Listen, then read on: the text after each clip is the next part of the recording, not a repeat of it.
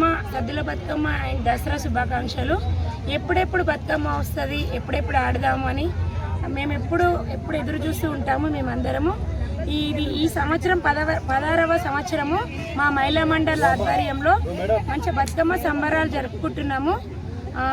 చాలా ఆనందంగా, చాలా మంచిది. మరోసారి మన తెలంగాణ ఆడపడుచులందరికీ సద్దుల బతుకమ్మ దసరా శుభాకాంక్షలు.